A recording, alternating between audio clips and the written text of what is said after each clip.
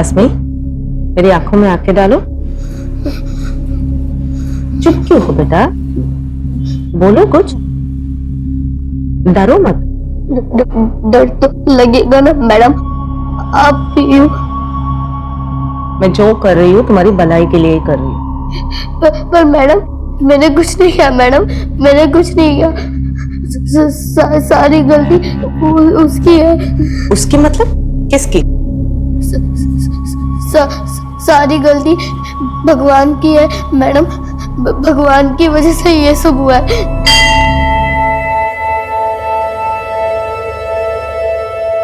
ऐसे क्या देख रहे हो बिना पलक झुककर? आपसे नहीं मांगूंगी तो किससे मांगूंगी? जवाब तो कभी दोगे नहीं, लेकिन जो मांगा है वो तो देना पड़ेगा ना।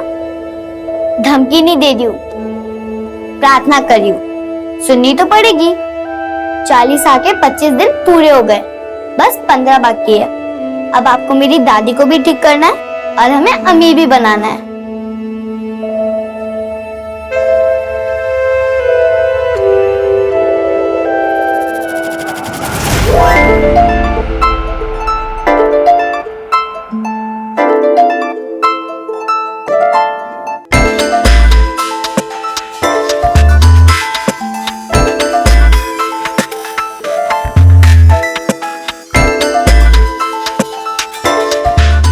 दूसरे के जूते में पैर जमाना आसान नहीं होता है जी।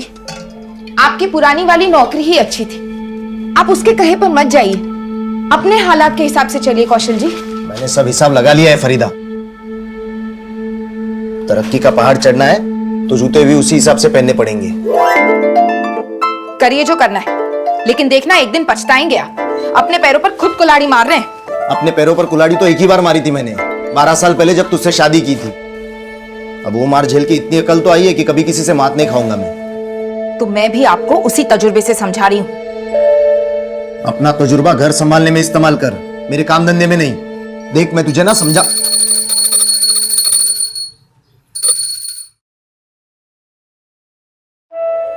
अरे अस्मी, सुबह से कहाँ गायब थी? अब शक्ल दिखा रही है। क्या अस्मी सुबह से बाहर थी और तुम्हें कोई फिक्र ही नहीं है? खेलने गई थी। और आपको कब से पड़ी है अस्मी की?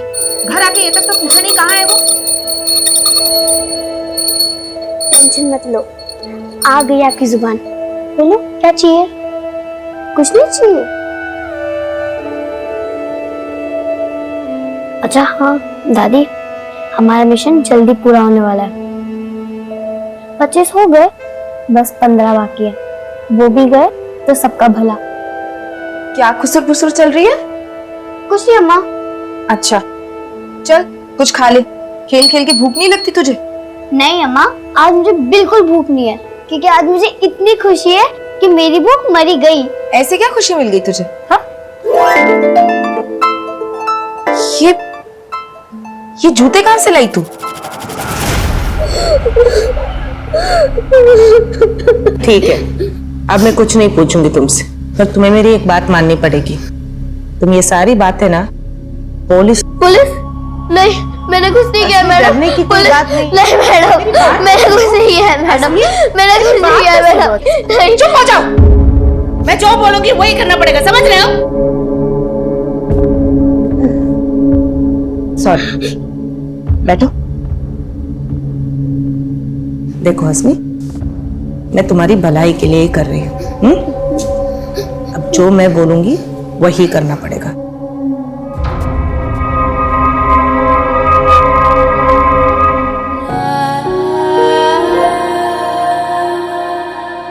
नमस्कार, आदाब। क्राइम पेट्रोल सतर्क के ब्लैक हेडलाइंस अध्याय के आज के एपिसोड में आप सबका स्वागत है। कहते हैं कि बच्चों का मन गीली मिट्टी के समान होता है। अगर अच्छाई के सांचे में ढालो तो वो हमेशा सही रास्ते पर ही चलेंगे, पर बच्चों को बहकाकर उनसे गलत करवा लेना भी एक विपरीत कला है। और जब बच्चे गलत को सही मानना सीख जाते हैं तो उन्हें अच्छाई का रास्ता दिखाना दुनिया का सबसे मुश्किल काम होता है। ये साल 2019 का एक ऐसा केस है जो आज भी इस मुश्किल दहलीज पर है। आप सोच रहे होंगे कि उस कमरे में एक बच्ची और उस महिला के बीच में ऐसा क्या चल रहा होगा जो हमें और हमारे बच्चों को ऐसी परिस्थितियों से बचने के लिए सतर्क कर सकता है। दरअसल वहां 11 वर्षीय अस्मी का काउंसलिंग सेशन चल रहा था और उस काउंसलिंग के बाद जो सामने आया उसने सिर्फ स्कूल अथॉरिटीज को ही नहीं बल्कि पूरे देश को अचंभे में डाल दिया था। देखो, हमारे बीच में जो भी बातें हुई वो अभी किसी से मत डिस्कस करना। मैं अभी आती हूँ।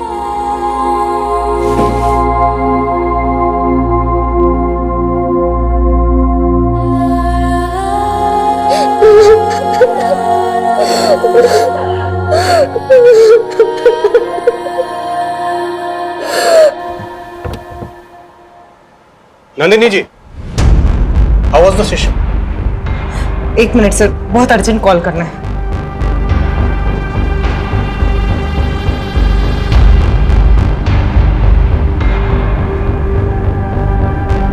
मैं एलएनसी पब्लिक स्कूल में रेगुलर सेशंस करती हूँ।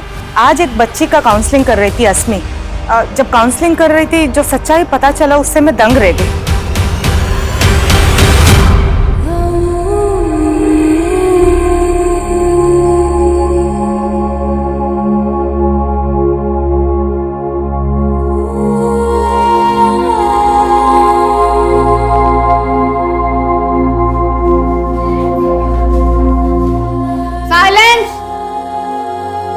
अस्मी बेटा, इधर आना मेरे पास।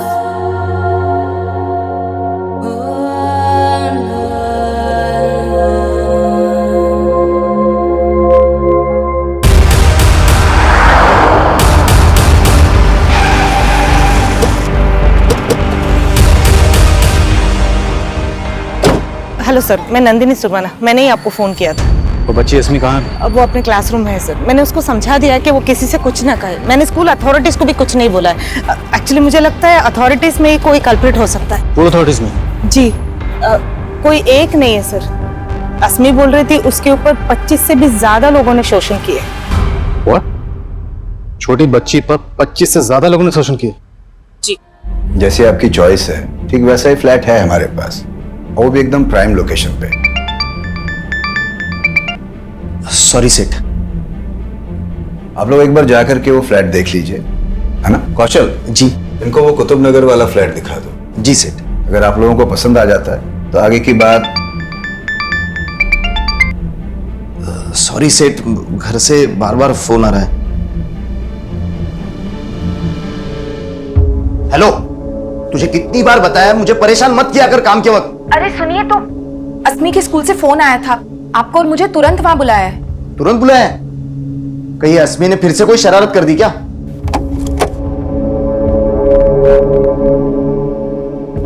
अस्मी, बैठो। आपने मुझे जो जो बोला है ना, वो सब ये अंकल को बता दो। डरो मत। बोलो बेटा।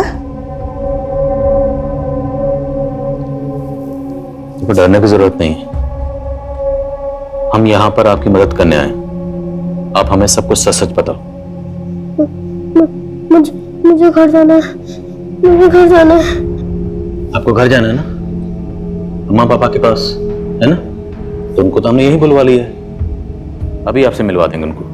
लेकिन पहले आप हमें बताओ कि आपके साथ क्या गलत हुआ, किसने गलत किया, कौन थे वो लोग, क्या नाम है?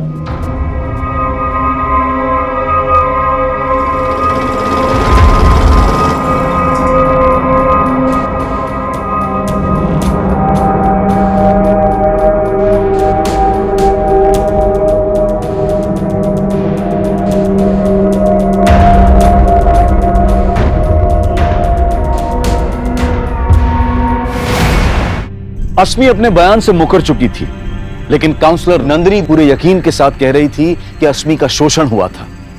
आखिर क्या वजह थी कि अस्मी अपने बयान से मुकर रही थी? अगर नंदिनी की बातों में सच्चाई थी तो यह केस वाकई में बहुत गंभीर था। ऐसे में पुलिस ने इस मामले में बहुत ही संवेदनशीलता के साथ तहकीकात करने का फैसला किया।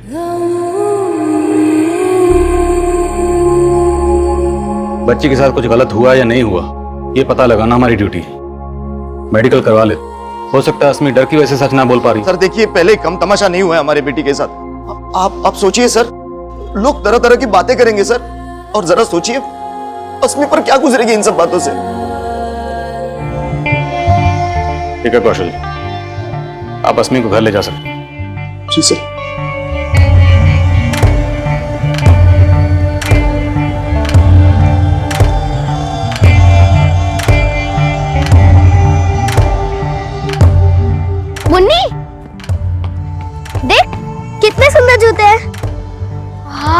सुंदर है, इसका कलर भी बहुत अच्छा है। तेरे पापा ने दिलवाया?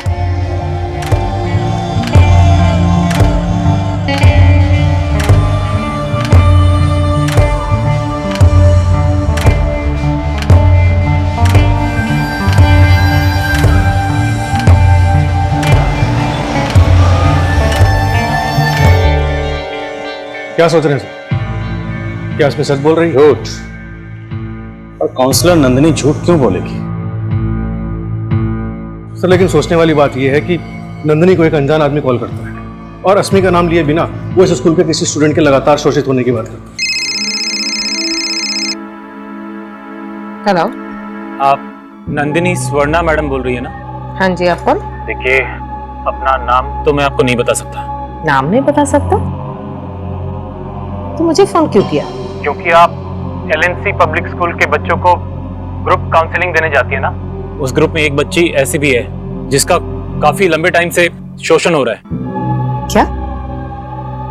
किस बच्चे के बारे में बात कर रहे हो आप? अब ये तो आपको ही पता लगाना होगा मैडम। हेलो। और सर, नंदिनी इतने सारे स्टूडेंट्स में सिर्फ अस्मी को फिगर आउट करती है। पिछले सेशन में मैंने एक टॉपिक डिस्कस की थी, गुड टच और बैड टच। याद है आप सबको? अच्छा, आज तक उस सेशन के बाद किसी ने बैड टच महसूस किया है?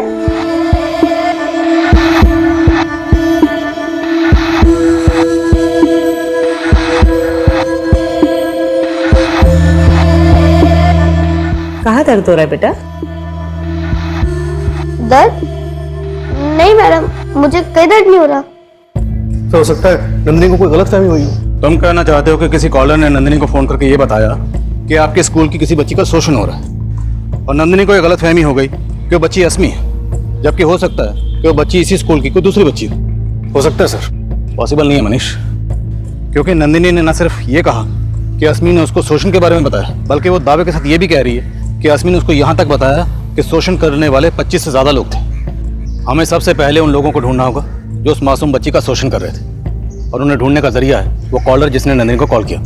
सर अगर आपका यही मानना है तो फिर हमें अस्मी का मेडिकल जल्दी करवा लेना चाहिए।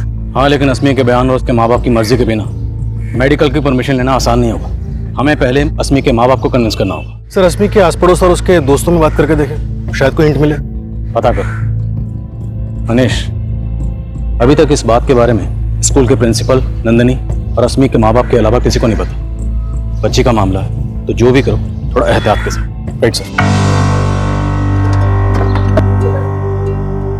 अस्मी, अब रोने से क्या होगा? ऐसे तो ये सब हुआ नहीं होगा। तूने उस मैडम को क्या बोला जो उसने इतना बड़ा हंगामा खड़ा कर दिया? अम्मा, वो मैडम बहुत चालाक है, मुझे भूल बोल कर परेशान कर दिया। अरे पर तूने उस मैडम को बोला क्या? बोल। पापा, मैंने उस मैडम को कुछ नहीं बोला। हाँ। वो झूठ बोल रही थी।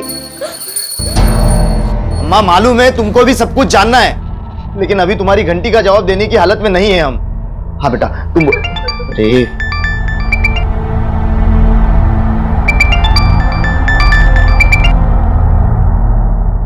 हेलो कौशल, तू 1 घंटे का बोल के गया था ना? तू अभी तक से ऑफिस नहीं आया? हाँ सेठ, मैं वो क्या मिमिया मत। अभी के अभी तो अगर ऑफिस नहीं आया ना तो दोबारा आने की जरूरत भी नहीं है। सर मैंने तब भी बोला था, जिस आदमी ने मुझे फोन किया था उसके बारे में मुझे कुछ नहीं पता है, और उसने जो बोला था वो सही निकला। और नंदिनी जी, अगर आप सही बोल रही हैं, सच बोल रही हैं तो सर मैं 100% सच बोल रही हूँ। अस्मी ने आपको यही बोला था कि उसके साथ 25 लोगों ने? सर 25 से भी ज्यादा लोग सर। एग्जैक्टली यही बोला था कि 25 से ज्यादा लोग? नहीं, वो उसने कुछ ऐसा बोला था कि उसके साथ कई लोगों ने गलत कर चुके हैं। उसने बोला कई लोग गलत चुके? जी। तो आपको ये कैसे लगा कि फिर 25 लोग हो सकते हैं, उससे ज्यादा लोग हो सकते हैं? सर वो बात करते वक्त कुछ 25 करके बोली, फिर चुप हो गई, तो मैंने अंदाजा लगाया। तो आपका कोई और अंदाजा जिससे हमें उन 25 लोगों के बारे में कुछ पता चल सके, उनका नाम, कोई क्लू? नहीं सर, सर मैं जानने की बहुत कोशिश की थी पर अस्मी ने। हाँ सर, वो बात करते वक्त उसने किसी का नाम लिया था शायद। किसका नाम? बल्लू, बल्लू या बल्ली, ऐसा कुछ। और ये नाम आपको अभी अचानक कैसे याद आ गया? सर उस टाइम पे इतना सब कुछ हो गया था और ये नाम को लेके मैं उतना श्योर भी नहीं थी, पर वो कुछ बल्लू या बल्ली ही था। अभी आप श्योर? यस सर, पर उसने एक ही बार बोला था, फिर उसके बाद उसने किसी के बारे में कुछ नहीं बताया।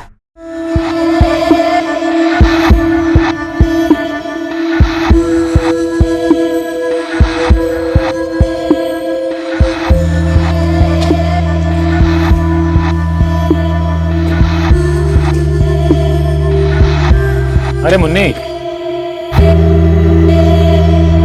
बल्लू या बल्ली? जी, इस नाम के किसी शख्स को जानते हैं? शायद आपकी कोई जान पहचान का? नहीं साहब, ऐसे किसी आदमी को मैं नहीं जानता। देखिए, आप भले ना जानते हो, लेकिन काउंसलर नंदिनी ये दावे के साथ कह रही है कि अस्मी ने उसे बताया कि उसके साथ दुष्कर्म करने वालों में से किसी एक का नाम बल्ली या बल्लू था। हाँ, पर अस्मी के साथ ऐसा कुछ हुआ? अगर अस्मी के साथ ऐसा कुछ नहीं हुआ तो वो कौन था जिसने काउंसलर नंदिनी को फोन किया?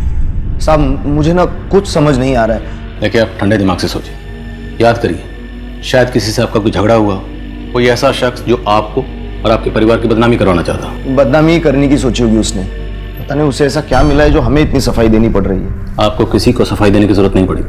देखिए, हम आपको या आपकी बच्ची को परेशान नहीं करना चाहते, हम सिर्फ ये जानना चाहते हैं कि अस्मी के साथ कुछ गलत हुआ है या नहीं हुआ, और अगर गलत हुआ है तो उसे जानने का जरिया है मेडिकल। एक बार साहब परेशान मत होइए, हम समझते हैं मामला सेंसिटिव है, बात लीक नहीं होगी। Excuse me. Hello sir, Nandini को जिस पीछे से कॉल किया गया था वहां पे कोई सीसीटीवी कैमरा नहीं है। आसपास पूछताछ करने पे भी पता नहीं चल रहा है कि वो आदमी कौन हो सकता है जिसने नंदिनी को कॉल किया था। और अस्मी के फादर को भी इस बारे में कोई अंदाजा नहीं है, लेकिन ये कॉलर जो भी होगा ये अस्मी का शुभचिंतक होगा जो अस्मी के बारे में सब कुछ जानता होगा। तो अगर शुभचिंतक ही था तो फिर नंदिनी को उसने अपना नाम क्यों नहीं बताया? यहाँ तक कि उसने अस्मी का भी नाम नहीं लिया। नंदिनी किसी बल्लू या बल्ली का नाम ले रही है। अगर नंदिनी की बात सही है तो जिन लोगों ने अस्मी के साथ दुष्कर्म किया उनमें से किसी एक शख्स का नाम बल्लू या बल्ली हो सकता है। अस्मी के स्कूल, घर, सारे एरिया में पता करो, जो जो बल्लू और बल्ली नाम के शख्स हैं सबकी डिटेल्स निकलो। बोल। अरे तुझे कहा ना, मुझे बच्ची नहीं चाहिए। जवानी तो बीवी ने बिगाड़ दी, अब बुढ़ापा नहीं बिगाड़ना है मुझे। अरे बुढ़ापे में लाठी की जरूरत होती है, और जब लाठी मिल जाएगी ना तो मुझे फोन करना, समझा?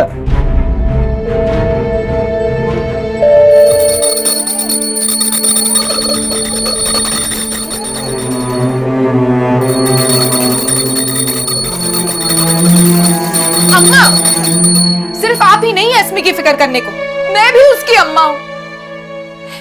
ये देखिए, सॉरी लिख कर गई है। अब क्या मतलब निकालूं मैं इसका? सॉरी अम्मा, ये अस्मी के ही लिखे हुए शब्द थे, पर वो उन्हें जुबान क्यों नहीं दे पाई? आखिर क्या चल रहा होगा उस मासूम के जहन में? और सॉरी तो पछतावे का प्रतीक होता है, तो फिर अस्मी को किस बात का पछतावा था? नंदिनी के मुताबिक अस्मी के साथ दुष्कर्म किया जा रहा था, और अगर यह सच था तो क्या एक पीड़िता खुद को कोस रही थी? और अगर नहीं तो फिर उस सॉरी अम्मा के पीछे उस बच्ची के भाव क्या थे? इस केस को डील करना पुलिस के लिए बिल्कुल आसान नहीं था, और फिलहाल वो नंदिनी द्वारा बताए उस आदमी को ढूंढ रहे थे जिसका नाम बल्लू या शायद बल्ली था।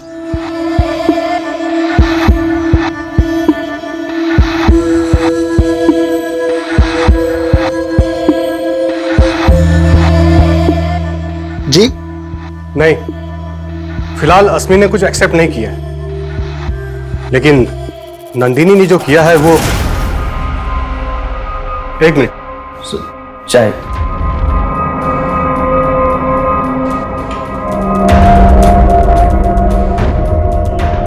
पुलिस अस्मी के स्कूल, घर, मोहल्ले, हर जगह बल्लू और बल्ली नाम के आदमी का अस्मी से कनेक्शन ढूंढ रही थी। लेकिन इस केस को सही डायरेक्शन देने के लिए पहले यह जरूरी था कि अस्मी का मेडिकल टेस्ट करवाया जाए, जिसके लिए पुलिस लगातार अस्मी के पेरेंट्स पर दबाव डाल रही थी।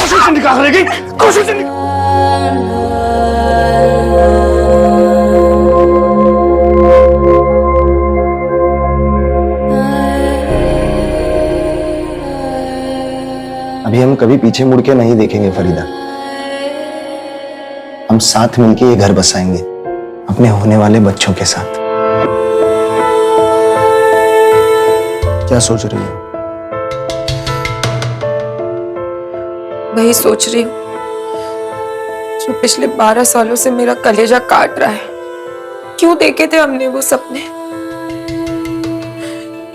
वो सपने नहीं होते तो हस्बी। देखो, जो बीत गया उसे याद करके हम आज नहीं बदल सकते। हर अंजाम के बाद एक नई शुरुआत करनी पड़ती है। हिम्मत से काम लो। पुलिस हमारे और अस्मी के साथ है। अस्मी का मेडिकल करवा लेते हैं। कहते हैं कि पुराने जख्म भले ही भर जाएं, लेकिन उसके निशान नहीं मिटते। और अस्मी के केस में भी उसके माता पिता फरीदा और कौशल के पुराने जख्मों के निशान पुलिस के सामने आने वाले थे। सर, फिलहाल ऐसा कोई बल्लू या बल्ली नहीं मिला है जिसका अस्मी के साथ कोई कनेक्शन हो, लेकिन कौशल के पड़ोसियों से खबरी ने एक इन्फॉर्मेशन निकाली। फिर उसी स्त्री वाले ने बताया कि एक आदमी अस्मी, फरीदा और कौशल के बारे में पूछ रहा था। भाई साहब, ये लड़की वही है ना जिसके माँ बाप अलग अलग धर्म से हैं? वो आदमी कौन हो सकता है, फिलहाल इसका कोई लीड नहीं मिला। हो सकता है कि वो नंदिनी को कॉल करने वाला कॉलर हो या फिर अस्मी के साथ दुष्कर्म करने वाला। पर ये जो भी था, वो फरीदा और कौशल के अलग अलग मजहब होने के बारे में क्यों पूछ रहा था? इस बारे में फरीदा और कौशल से बात की? नहीं सर, फिलहाल उनसे कोई बात नहीं की है। लेकिन सर, उस स्त्री वाले ने एक और बात बताई है। ये फरीदा कौशल की दूसरी बीवी है। दूसरी बीवी? हाँ सर, 12 साल पहले अपनी पहली बीवी से अलग होने के बाद कौशल ने फरीदा से दूसरी शादी की थी। हम उसकी पहली बीवी का पता लगा रहे हैं सर। और मनीष, इन सब बातों का अस्मी के साथ हुए दुष्कर्म से क्या ताल्लुक हो सकता है? सर, हो सकता है सर, अस्मी के फादर का फोन आया था। वो अस्मी का मेडिकल करवाने के लिए तैयार है।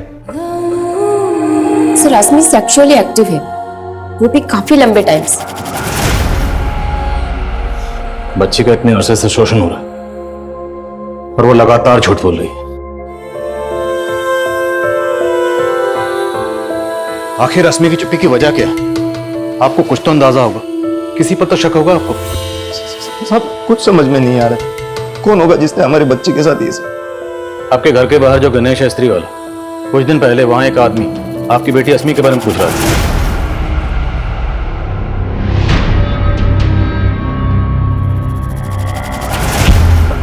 कौन आदमी?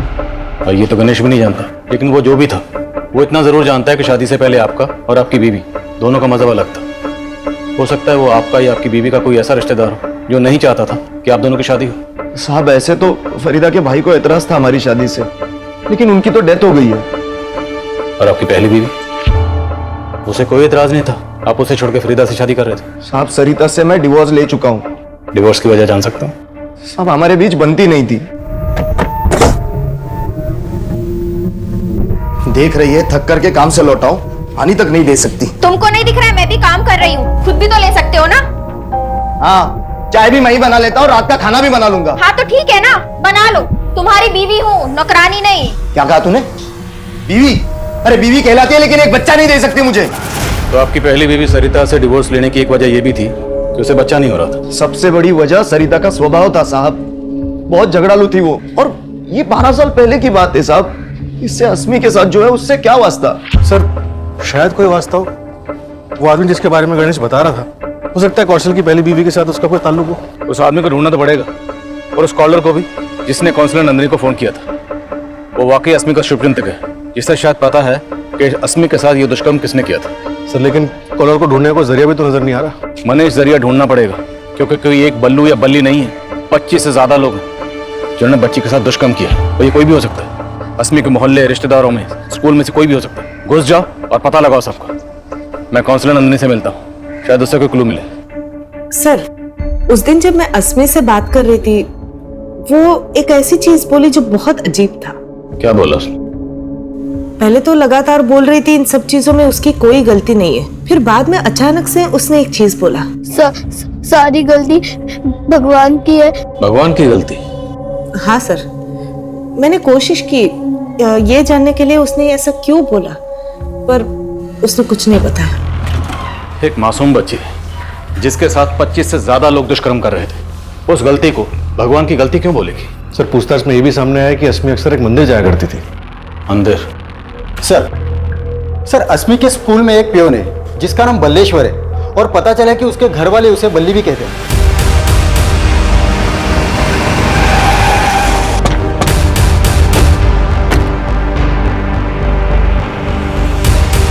हाँ सर, घर पे मुझे बल्ली कह के बुलाते हैं, लेकिन जो आप सोच रहे हैं वो गलत सोच रहे हैं सर। सही क्या तू बोल?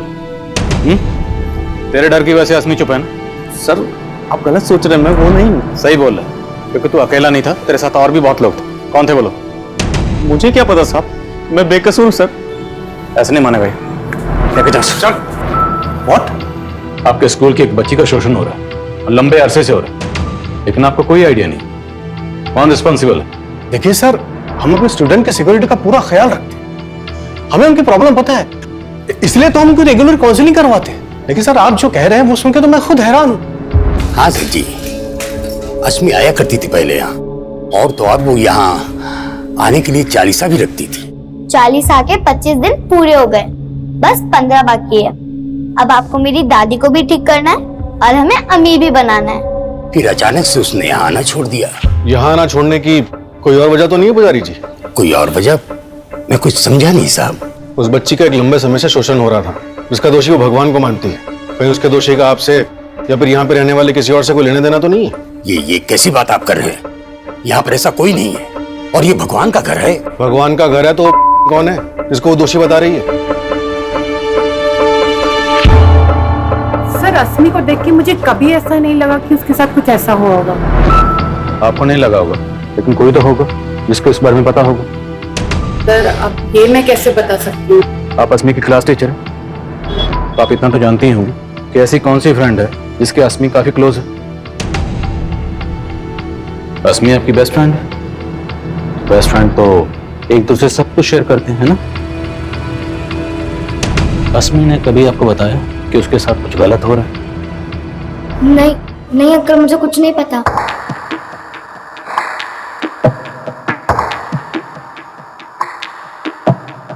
मुझे शक है ये मुन्नी जरूर कुछ छुपा रही है। पता करो मेरा शक कितना सही है। Okay sir. देखते ही देखते खबर चारों तरफ फैल गई।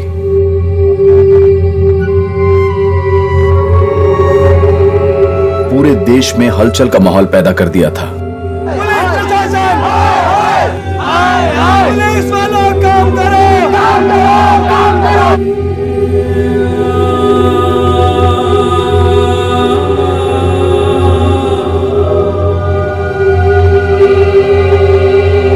लेकिन सवाल यह था कि इतना सब सहने के बावजूद अस्मी चुप क्यों थी? और वो कॉलर कौन था जिसको पुलिस अस्मी का शुभचिंतक मान रही थी? और अगर वो शुभचिंतक था तो फिर वो सामने क्यों नहीं आ रहा था? देखिए, अपना नाम तो मैं आपको नहीं बता सकता। और वो कौन था जिसके बारे में गणेश ने बताया था? इन सभी कड़ियों को जोड़ने के लिए पुलिस अब कौशल की पहली बीवी सरिता से भी मिलना चाहती थी।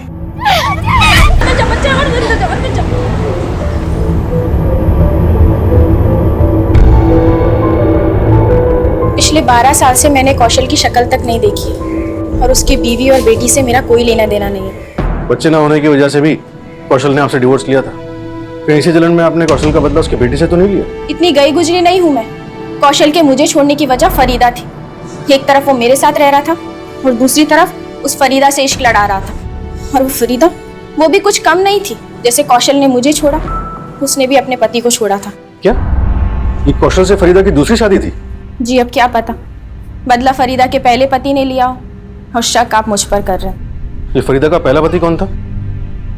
हाँ साहब, कौशल जी की तरह मैं भी अपने पहले रिश्ते से तंग आ गई थी। जुबेर मेरे साथ बहुत मारपीट करता था। बड़ी मुश्किल से मैंने जुबेर को छोड़ा। तो छोड़ने के बाद आप लोगों को कभी ऐसा नहीं लगा कि जुबेर इसका बदला ले सकता? साहब 12 साल पुरानी बातें हैं। पर जुबेर आया था। हमने आपके घर के सामने जो स्त्री वाला गणेश, उससे पूछा, उसने कंफर्म किया। हमने उसे जुबेर की फोटो दिखाई, उसने बताया कि यही वो शख्स है जो उससे पूछताछ कर रहा था। अब इतने सालों बाद जुबेर यहाँ क्यों आया होगा? और वो आपकी बेटी अस्मी, उसके बारे में क्यों पूछ रहा था? साहब मुझे नहीं मालूम गणेश ने उसको कब देखा, लेकिन मैंने आखिरी बार जुबेर को करीब साल भर पहले देखा था, जब मैं अस्मी के साथ मार्केट से लौट रही थी। लेकिन मैं उसे नजरअंदाज करके चली गई। उसके बाद मैंने जुबेर को कभी नहीं देखा।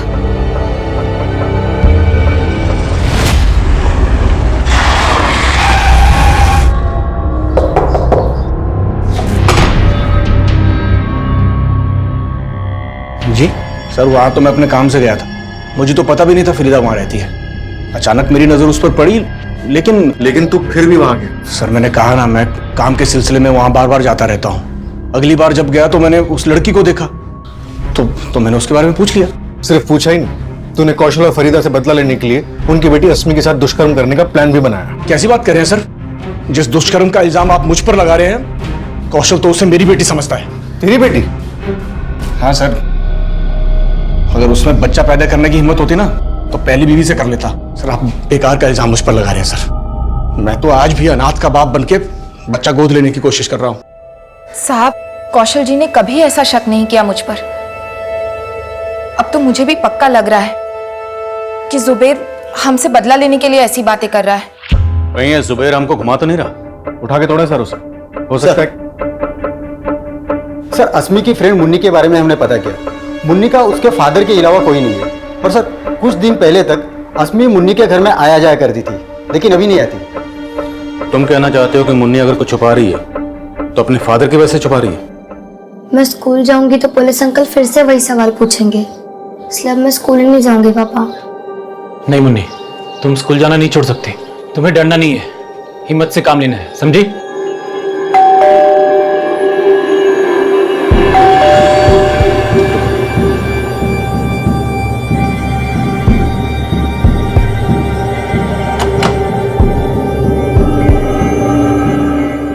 सर, मुन्नी ऐसा कुछ भी नहीं जानती जैसा कि आप सोच रहे हैं। आप बेकार में बच्ची को परेशान करेंगे सर, प्लीज सर। हम बच्ची को परेशान नहीं करेंगे, तुमसे पूछेंगे मुन्नी क्या जानती है। क्या मतलब सर?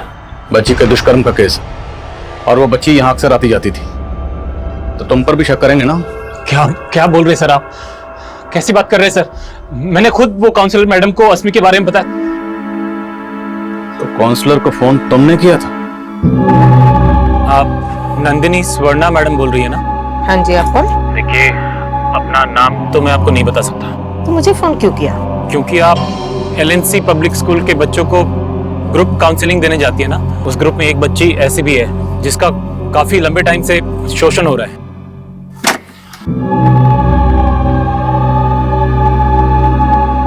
मैंने जानबूझ के अपना नाम नहीं बताया था क्योंकि मुझे लगा वो सब बातें उठेंगी तो फिर मुन्नी को भी आपके सवालों के जवाब देने होंगे सर। इसका बुरा असर पड़ता उस पर। मैं नहीं चाहता था सर। तो तुम्हें ये सब बातें किसने बताई? मुन्नी ने? हाँ सर, अस्मी ने सिर्फ मुन्नी को ही वो सारी बातें बताई थी। अंकल रश्मि मेरी बेस्ट फ्रेंड है, लेकिन एक बार मेरी उससे खट्टी हो गई थी। मुन्नी देख कितने सुंदर जूते हैं। वाह कितने सुंदर हैं। इसका कलर भी बहुत अच्छा है। तेरे पापा ने दिलवाए? तो फिर सीक्रेट है, मत बता। अब मैं तुझसे तभी बात करूंगी जब मेरे भी पैरों में ऐसे जूते होंगे। मेरे पापा दिलवाएंगे मुझे। मुन्नी, तेरे पापा तुझे इतने महंगे जूते दिलवा सकते हैं, लेकिन मेरे नहीं। मंदिर के बाहर मिले थे, मन किया कि एक बार पहन लूं, तो पहन के आ गई। तूने चोरी की? मेरे पापा कहते हैं जो बच्चे चोरी करें उनसे दोस्ती मत करना। मुन्नी, मुन्नी! मैंने जब उससे बात करना बंद किया तो उसको बहुत दुख हुआ। तेरी बारी। मुन्नी, मुन्नी, मुन्नी, प्लीज मुझे माफ कर दे। मुझसे कट्टी मत हो। तेरे अलावा मेरा और कोई दोस्त नहीं है। अगर तू मुझे अपना दोस्त मानती है तो प्रॉमिस कर, आज के बाद ना तो चोरी करेगी और ना ही झूठ बोलेगी। प्रॉमिस। रश्मि मेरे साथ बहुत खुश थी, पर अचानक से वो अपसेट रहने लगी। फिर अस्मी ने अपनी तकलीफ के बारे में मुन्नी को बताया और मुन्नी ने मुझे बताया। सर पहले तो समझ में नहीं आया मैं अस्मी की मदद कैसे करूं। फिर मुझे ध्यान आया कि नंदिनी जी तो उसी स्कूल में काउंसलिंग के लिए रेगुलरली जाती है, इसलिए सर मैंने उनको फोन करना ठीक समझा। मुन्नी, आप और अस्मी बेस्ट फ्रेंड है ना? तो बेस्ट फ्रेंड तो एक दूसरे से झूठ नहीं बोलते। तो आप हमारे लिए अस्मी से एक बार फिर से पूछोगे कि उसे तकलीफ किसने दी, कौन थे वो लोग?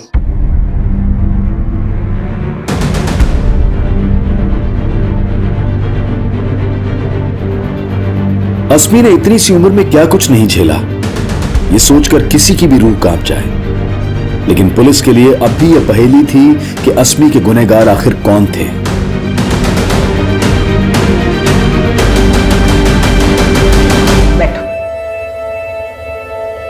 मैडम, आप मुझे यहाँ पर क्यों लेकर आई है? आप मुझे पनिश करने वाली हैं? नहीं अस्मी, मैं आपको पनिश नहीं कर रही हूँ। मुझे आपसे कुछ बात करनी है। आपके बाद बाकी बच्चों से भी बात करूंगी, और आपसे पहले, क्योंकि आप स्पेशल हो। मैं स्पेशल हूँ?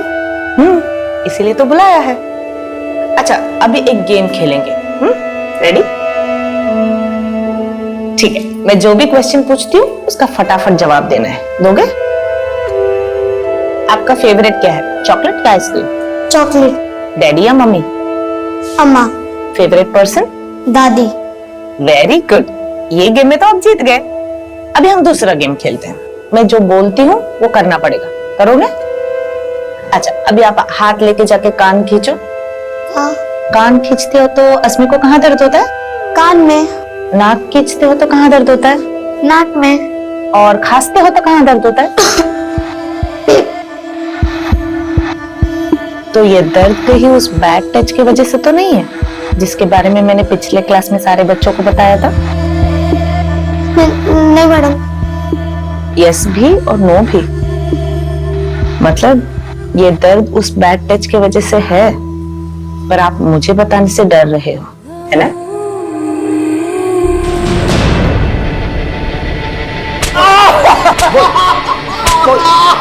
साहब, बल्लू एक ही है साहब, और वो रोज आता था।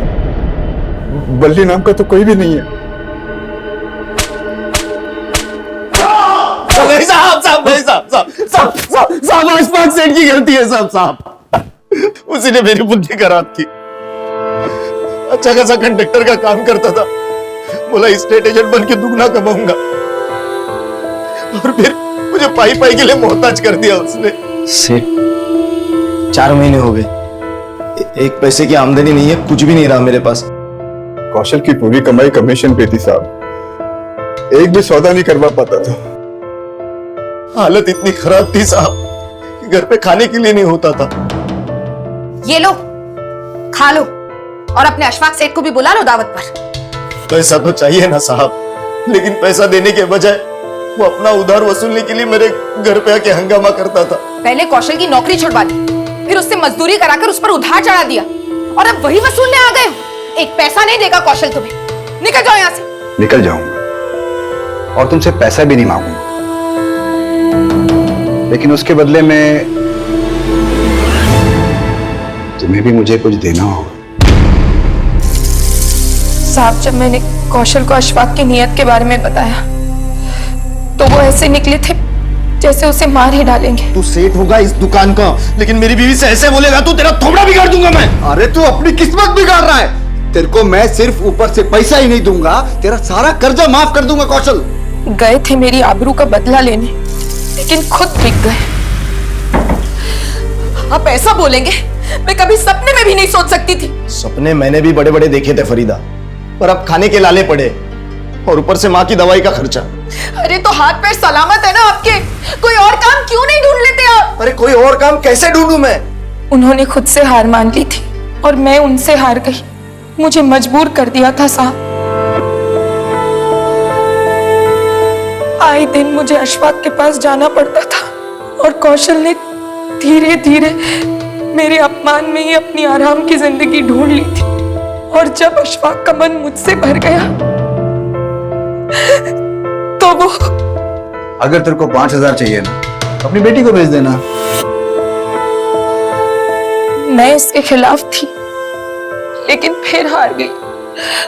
उस राक्षस के पास भेजने के लिए कौशल अस्मी को भी हमारी गरीबी का वास्ता देने लगा साहब। गरीबी का वास्ता देकर तुम लोगों ने अस्मी को यह पट्टी पढ़ाई कि वो जो कर रही है सही कर रही है, और अपना गुनाह छुपाने के लिए उससे चुप रहने का नाटक भी करवाया।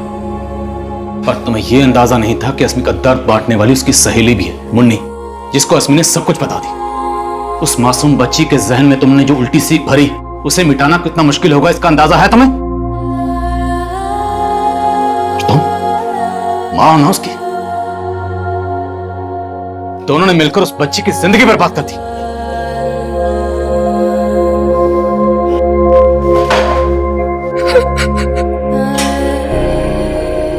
ऐसे दुष्कर्मों से जुड़े केसेस को लेकर हम सालों से अफसोस जता रहे हैं, कभी कैंडल मार्च निकालकर तो कभी धरना देकर। हम ऐसे घिनौने आरोपियों को सख्त से सख्त सजा दिलवाने की मांग करते हैं और अदालत भी ऐसे आरोपियों के प्रति कड़ा रुख अपनाती है, लेकिन फिर भी ऐसे अपराध रुकने का नाम नहीं ले रहे हैं। लेकिन इस केस का सबसे हैरान कर देने वाला पहलू यह है कि जिस गुनाह के लिए अस्मी के माता पिता को सजा मिलने वाली है, उस गुनाह को अस्मी उनका गुनाह नहीं बल्कि अपनी जिम्मेदारी समझ रही है। उसका सॉरी अम्मा लिखने का भाव भी यह था कि वो मासूम समझ रही थी कि वो सारी बातें सबके सामने लाकर उसने अपने पेरेंट्स का भरोसा तोड़ा है, इसलिए वो सॉरी फील करती है। अब सोचें कि उस बच्ची को समझाना क्या आसान होगा कि उसके माता पिता उससे कुछ भी सही नहीं करवा रहे थे। और मान लीजिए कि अगर एक उम्र के बाद उसको एहसास होता भी है कि उसके माँ बाप उसका शोषण कर रहे थे, तो उसके दिल पर क्या गुजरेगी। बचपन में जब कुछ एक गलत शुरुआत से शुरू होता है तो उसे फिर से सही और नई शुरुआत दे पाना हमेशा मुश्किल होता है। जिंदगी और मौत के बीच बस एक सांस की दूरी होती है, या ये कहें कि एक गोली की दूरी। अभी सांस है, अभी नहीं। यही हुआ था दिल्ली से सटे नोएडा में इसी साल कुछ ही महीनों पहले। दिन दहाड़े खुली सड़क पर कुछ लोगों की निर्ममता से हत्या की गई। पूरा शहर सन रह गया, मानो उस खून से सने चिथड़े हर गली हर मोहल्ले में जा गिरे हों। नमस्कार, आदाब। क्राइम पेट्रोल सतर्क के ब्लैक हेडलाइंस के अध्याय के आज के एपिसोड में आप सबका स्वागत है। आज के एपिसोड में हम इंसानी रिश्ते, उनके सपने और लालच के चक्रव्यूह में फंसे उन लोगों की जिंदगी को देखेंगे जो एक खतरनाक अंजाम पर जा पहुंची थी।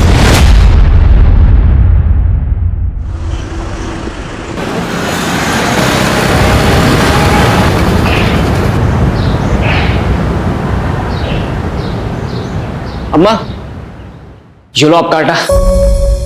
अरे बेटा, बहुत जल्दी आ गया। चक्की में भीड़ नहीं थी क्या? अम्मा, अपने लिए कैसी भीड़? हम जहाँ खड़े होते चक्की की लाइन वहीं शुरू हो जाती है। टीवी ज्यादा मत देखा कर, माथा खराब होने लगा है तेरा। मार, अब ज्ञान देना शुरू मत करो यार। अच्छा ये सब छोड़, जल्दी से हाथ मुंह धो ले, मैं तेरे लिए गरम गरम फुलके डालती हूँ, तुझे बहुत पसंद है ना? हाँ ठीक है।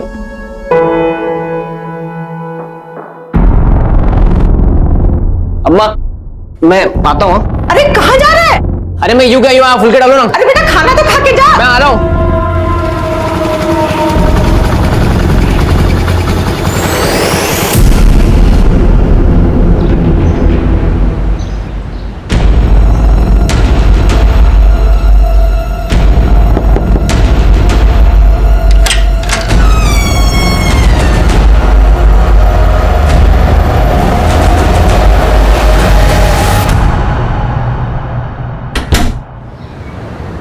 एक्शन।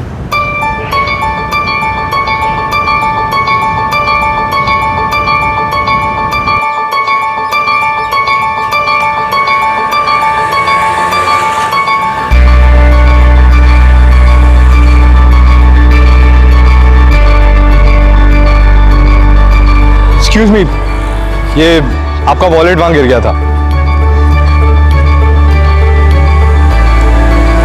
अंकल, माँ के ऑपरेशन के ना 10,000 रुपये चाहिए, कहीं से अरेंज करा दो। माँ का ऑपरेशन नहीं हुआ, माँ मर जाएगी। अरे वाह रोहित, बहुत कमाल का वीडियो बनाया है।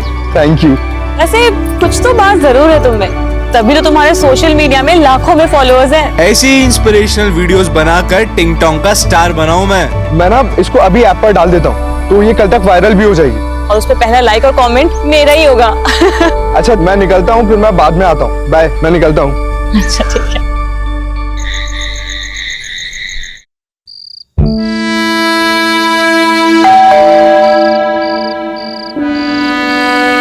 इस वक्त कौन हो सकता है?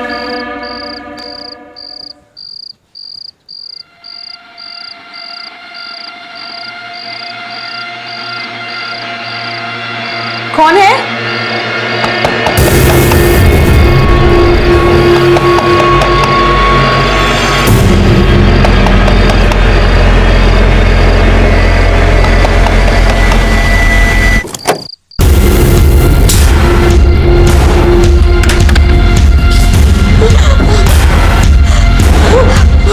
देखो, मेरे पास बता दो, कौन हो तुम?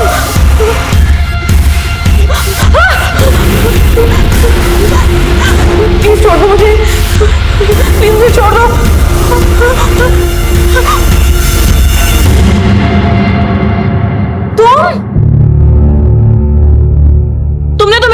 निकाल दी थी। जान तो मैं तुम्हारी अब निकालूंगा, पूरे 3 महीने की कसर जो पूरी करनी है। बेटा अच्छा सुनो, गर्लफ्रेंड है मेरी, इस टेबल पे अच्छा सर्विस करना, ठीक है? धीरज, इतने पैसे कहाँ से आए तेरे पास? छोड़ना यार, वैसे तू बात बड़ी हॉट लग रही है। एक किस तो बनता है। अब इतनी महंगी जगह पे लाए हो तो ना कैसे बोलूं?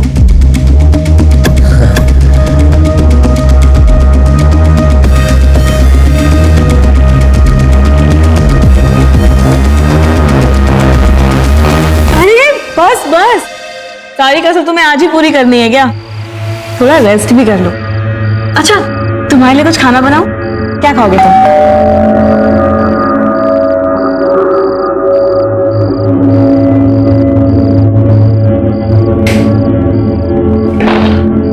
अरे भगत, तू? भैया आपका फोन लग क्यों नहीं रहा है? मैडम आपसे बात करना चाहती है। अरे यार बैटरी खत्म हो गई, ला दे। हेलो, क्या बात है, जब से बीवी के पास गए हैं हमें भूलने लगे हैं। अरे तुम्हें भूल सकता हूँ क्या? तुम तो मेरी जान हो। अच्छा विवेक, अब जब नोएडा पहुंच ही गए हो तो अपने यूपी, दिल्ली, हरियाणा के सारे काम निपटा लो और फिर आ जाओ यहाँ अपनी जन्नत गोवा में पूरे 2 महीने के लिए। क्या कहते हो? तुम्हारा आदेश सर आंखों पे। Bye, good night, love you.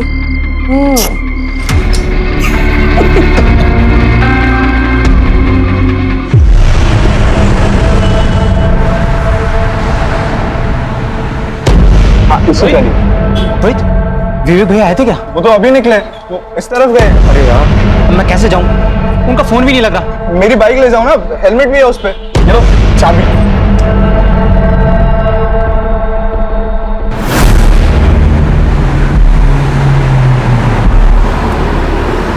भैया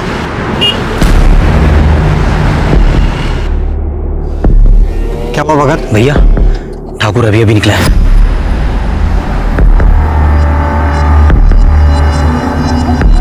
जैसा बोला था वैसा सब कुछ प्लान के मुताबिक होना चाहिए, समझ गए?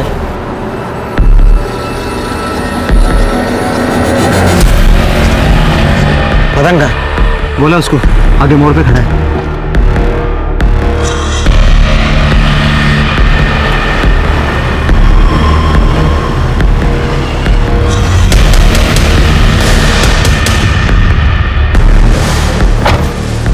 लोडेड है, पूरी भरी है भाई।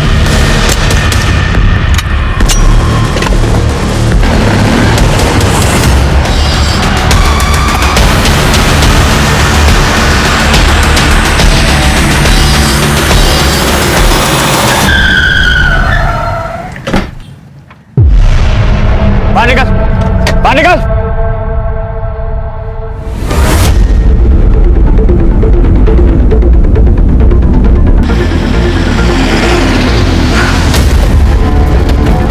जय हिंद सर। जय हिंद।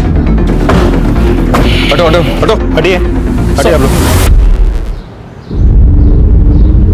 जय हिंद सर।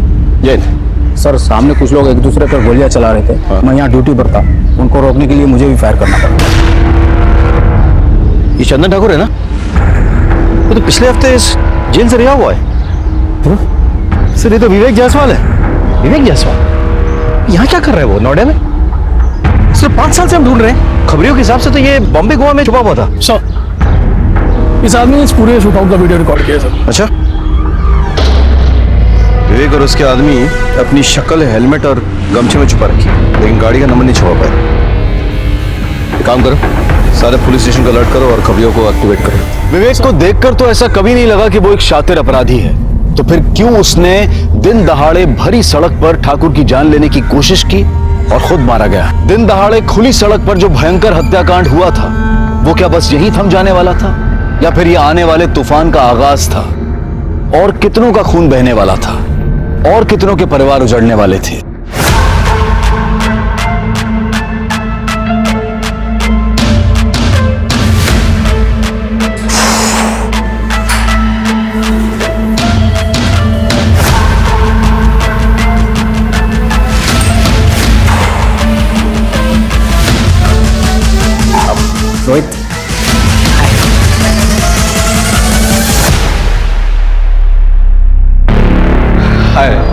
ये मेरी फ्रेंड है काजल। हाय काजल। हाय, मैं आपकी बहुत बड़ी फैन हूँ। Thank you so much. So Dheeraj, she is your normal friend और स्पेशल फ्रेंड? स्पेशल फ्रेंड मतलब मेरी गर्लफ्रेंड है भाई। I thought so. देखिए, मैं आपकी तरह वीडियोस भी बनाती हूँ। Sure sure.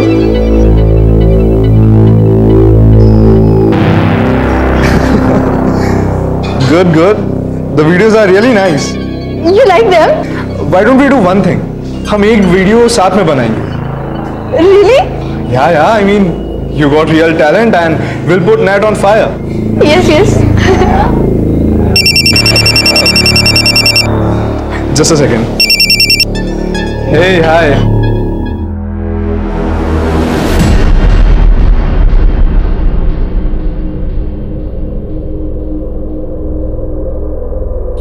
क्या हुआ? सब ठीक है ना? No, I'm fine. अच्छा, I'll leave. I'll see you guys later. Bye bye.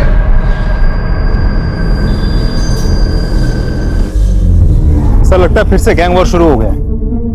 बात कुछ समझ में नहीं आई। विवेक लो प्रोफाइल रहकर वारदात करने में माहिर था। अगर उसे चंदन को मारना ही होता तो इस तरह से खुलेआम पब्लिकली सबके सामने क्यों? मतलब वो किसी सुनसान जगह में चुपचाप करता, ऐसे तो कुछ तो गड़बड़ है। हाँ, एक काम करो, विवेक का फोन चेक करो। हाँ, पता करो कि उसकी किससे बातचीत हो रही थी, किसके साथ उठना बैठना था, आजकल रह कहाँ रहा था वो। 5 साल से गायब था वो, अभी कहाँ रह रहा था वो? शायद वहां पे कुछ सुराग मिल जाए। तब तक मैं उनके बाप से मिलके आता हूँ। इन लोगों का बाप कौन है? सरताज।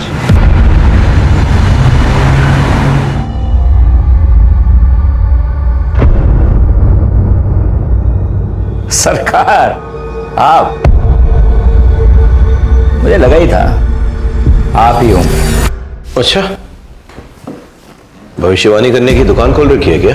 नोएडा में इतना बड़ा कांड हो गया, मुझसे मिलने तो आना ही पड़ेगा ना। अलग खबर थी, यानी कि कांड तुमने करवाया? देखो सर, इस कांड में मेरा कोई हाथ नहीं है ये, लेकिन 2 साल पहले ठाकुर ने अपना खुद का काम शुरू कर दिया और जो काम मैंने विवेक को सौंप रखा था उसके धंधे में भी हाथ डाला, फिर दोनों दुश्मन हो गए। बस इससे ज्यादा मुझे कुछ नहीं पता। 24 घंटे की मोहलत देता हूं, तफसील से सारी जानकारी चाहिए मुझे। 24 घंटे।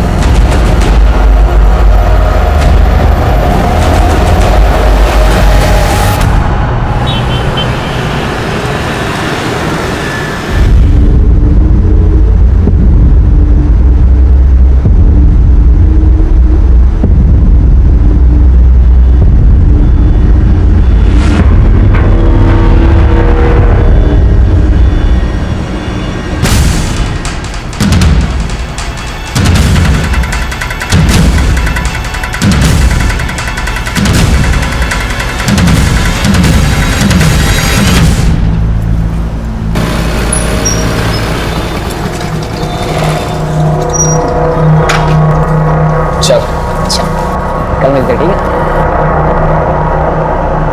यहाँ क्या छुपा रहा है? कोई सरप्राइज है? ये कुछ नहीं है। तू मेरा अलावा किसी और से डेट कर रहा है ना? उसी के लिए लेना है गिफ्ट? तू पागल हो गई है क्या? तो दिक्कत क्या है? दिखा ना। काजल से दिखा ना, ऐसा कुछ नहीं है मेरे पास।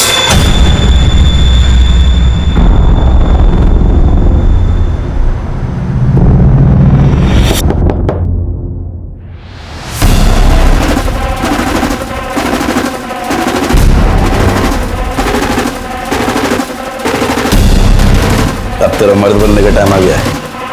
तो पकड़। अरे मर्दानगी मुबारक हो।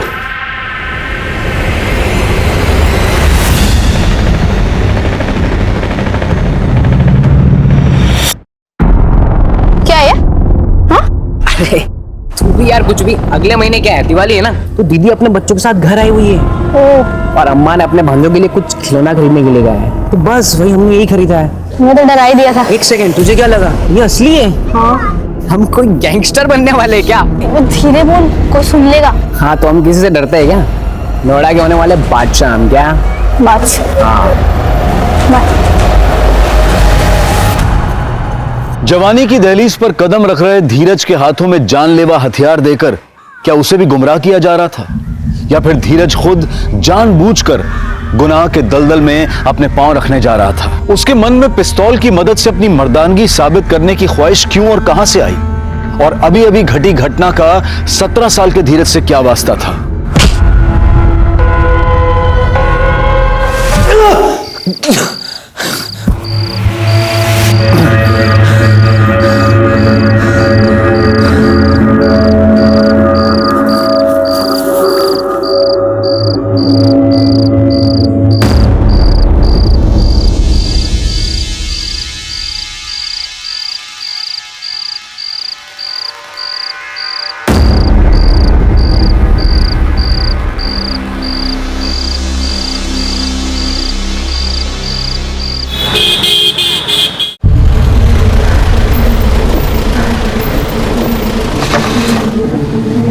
सर, विवेक जायसवाल के कॉल रिकॉर्ड्स। नोएडा सेक्टर 37 में रहता था विवेक जायसवाल? जी सर, कॉल रिकॉर्ड्स के मुताबिक पिछले 4-5 दिनों से रात भर उसके मोबाइल का लोकेशन वहीं का दिखा रहा है। पता करो वो किसके साथ रहता था, क्या क्या करता था। हाँ,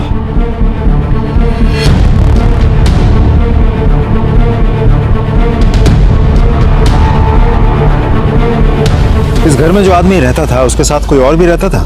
हाँ साहब, उनकी बीवी रहती थी, उनसे ज्यादा बातचीत नहीं थी हमारी। और दोनों के अलावा किसी और के भी आना जाना था? हाँ साहब, एक आदमी आता था। एक दिन मैं मार्केट जा रही थी तो उस आदमी के साथ में जाता हुआ मैंने देखा।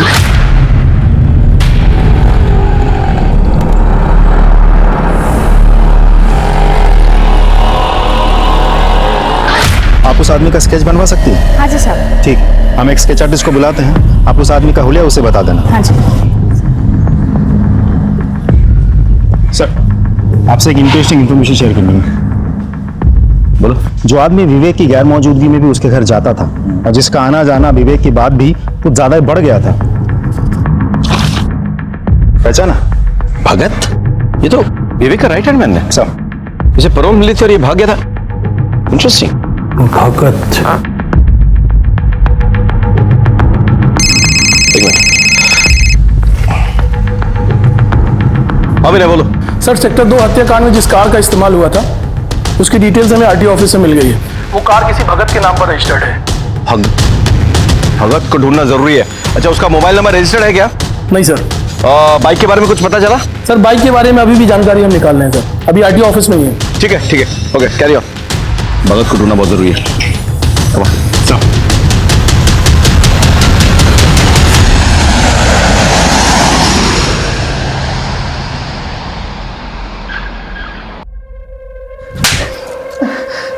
ये सब हुआ कैसे और तू कहां मर गया था तब?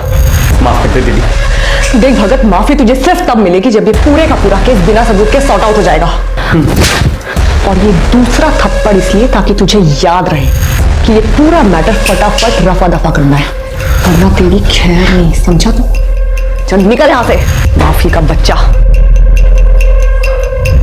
मैं गोवा रिटर्न जा रही हूँ, एक फ्लाइट की टिकट कराओ फटाफट। सर, सेक्टर 2 हत्याकांड में जिस बाइक का इस्तेमाल हुआ था उसकी डिटेल्स मिल गई है। एक मुकेश नाम का बंदा है सर, बाइक उसी के नाम रजिस्टर्ड है। मुकेश को बाहर बिठा कर रखा है। भेजो उनको। सर।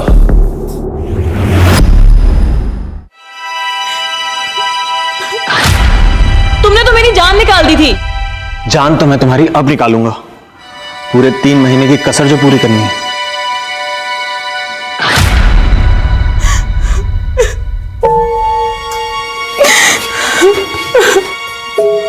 भाभी, खाना खा लीजिए भाभी। अरे ऐसा कब तक चलता रहेगा? अगर ऐसे चलता रहा तो ये खूबसूरत चेहरा मुरझा जाएगा। अब किसके लिए अपनी खूबसूरती बचा कर रखूं? जिसके लिए सजती संवरती थी वो तो हमेशा के लिए छिन गया मेरे से। सर, ये मुकेश और ये सुरेश है सर, ये दोनों फोटो स्टेट की दुकान चलाते हैं। इन्हें सेक्टर 2 वाले हत्याकांड की वीडियो दिखा। सर,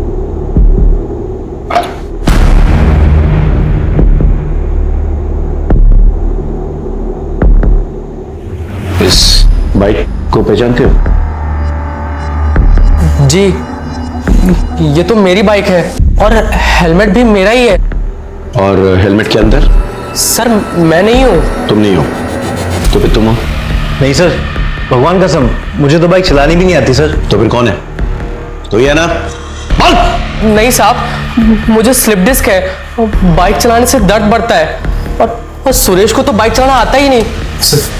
तो मैंने बाइक अपने दोस्त को दी थी। अच्छा, तो तुम्हारे गैंग में एक और मेंबर है? हमारी कोई गैंग नहीं है सर। अच्छा चल, कोई गैंग नहीं है, दोस्त है। कौन है दोस्त? रोहित। तो रोहित ने गोली चलाई? नहीं सर, रोहित से तो ये छोटा लग रहा है, और वैसे भी sir Rohit social media star है, सब यंग लड़के लड़कियां उसे जानते हैं। ये फोटो देख, जानता है इसे? हाँ, ये तो हमारे शॉप पे आते थे फोटो स्टेट कराने। क्या बात है सर जी, आप कब आ गए? बस कुछ दिन पहले। कैसा हीरो? बस मस्त भैया, आपका आशीर्वाद है। मुकेश, ये ले इसकी 3 कॉपी कर दे। तो इस नामचीन गैंगस्टर को जानते हो तुम? दोस्ती है तुम्हारी? नामचीन गैंगस्टर? नहीं सर, ये तो विवेक भैया है, ये तो बड़े शरीफ आदमी थे। इस शरीफ आदमी से तुम्हारी पहचान किसने करवाई? सर रोहित ने मिलवाया था। रोहित कहाँ पे है? नहीं पता सर। सर मैं फोन करता हूँ। स्पीकर पे डाल। जी sir. The number you are trying to call is currently switched off. Please try again later. दोनों को बिठा के रखो और रोहित का पता नहीं। चलो सर। धीरज, मैंने तुझे जो घोड़ा दिया था ना, अब उसका इस्तेमाल करने का वक्त आ गया है। ये दोनों मेरे आदमी हैं, दीपक, सपरू, ये तेरे साथ जाएंगे तेरा जिगरा देखने के लिए। जी भैया। सर, और उसका सेक्टर 2 हत्याकांड में सर जिस बाइक का इस्तेमाल हुआ था, वो बाइक गोल मंदिर के पीछे एक दुकान है उसके सामने से मिल गई है। ये उस दुकान की सीसीटीवी फुटेज है सर।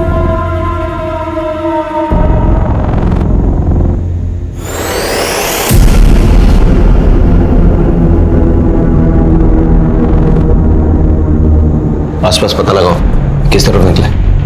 सर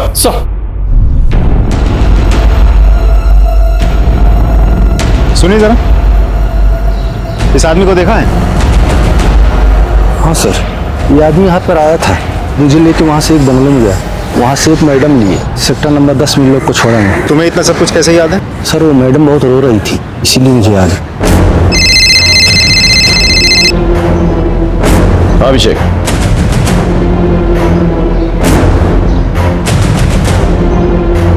अच्छा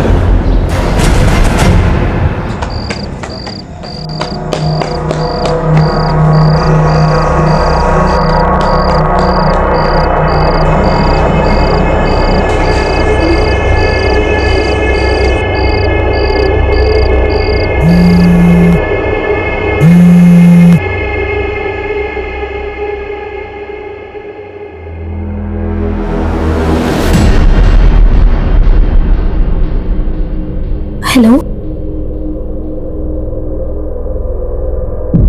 ओके ओके, नो प्रॉब्लम, मैं अभी आती हूँ। हाँ हेलो अंकल, वो आपकी दुकान पे ना मेरी पर्स रह गई है, घर की चाबी भी उसी में है। माँ जगराते गई है, घर देर से लौटेगी। अब घर कैसे जाऊँ समझ ही नहीं आ रहा। नहीं आपको यहाँ आने की कोई जरूरत नहीं है, मैं आती हूँ ना, मैं आपके घर आके दुकान की चाबी ले लूंगी, दुकान से अपनी पर्स लेके आपको चाबी लौटा दूंगी। हाँ हाँ okay okay, thank you uncle. मासूम काजल घर पे होने के बावजूद झूठ बोल रही थी। क्या वो इस केस से जुड़ी किसी बात को छुपा रही थी या किसी नए अपराध का खुद शिकार बन रही थी? मामला दिन ब दिन बिगड़ता जा रहा था। रागनी,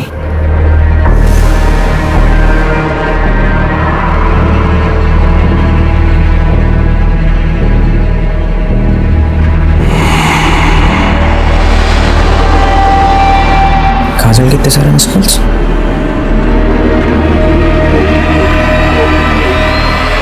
हाँ काजल,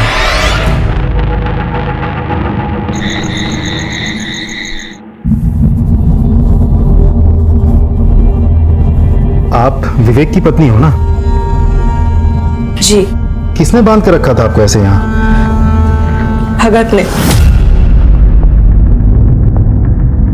विवेक के मर्डर के बाद मैं बहुत घबरा गई थी। भगत मुझे बहला फुसला कर यहाँ लाया और मेरे साथ जबरदस्ती करने लगा। अरे आपके चाहने वाले अभी भी बहुत हैं। मैं हूं ना। जब मैंने उसे रोका तो उसने मुझे यहाँ बांध के रख दिया। आप चंदन ठाकुर को जानती हैं? जी। चंदन ठाकुर और विवेक के बीच में क्या दुश्मनी थी? चंदन ठाकुर एक बार हमारे घर आया था। विवेक! चले इधर। ये जाओ उधर। विवेक! कौन है आप लोग? अरे बाहर निकल। ये घर में कैसे घुसा है? बाहर निकलिए, चलिए बाहर निकलिए। विवेक कहाँ है? आप लोग पहले घर से बाहर निकलिए। जैसे जितना पूछ रहे उतना जवाब दो। विवेक कहाँ है? वो इस वक्त घर पे नहीं है, आप लोग घर से बाहर निकलिए फौरन। विवेक के साथ फेरे क्या पड़े? बहुत जुबान चलने लगी तेरी। हाँ? देखो अपनी औकात में रह, समझी? बदतमीजी से बात मत करो मुझसे। बदतमीजी? ये ले, क्या करेगी बोल? बदतमीजी मत करो मुझसे। बदतमीजी तो अब बताता हूँ तुझे क्या बोलती।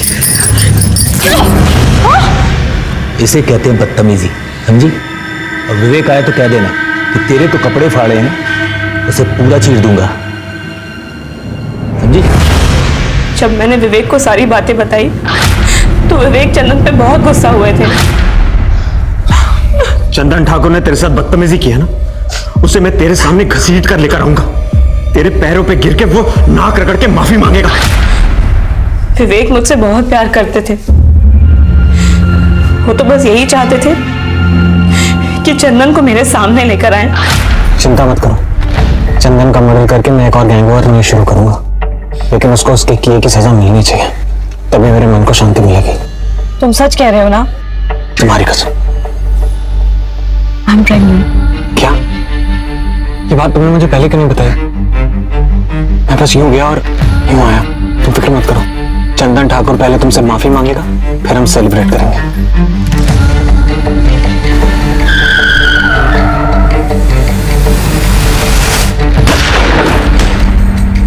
वो मेरी और हमारे होने वाले बच्चे की झूठी कसम कभी भी नहीं खा सकते। अच्छा, भगत का नंबर तो होगा आपके पास?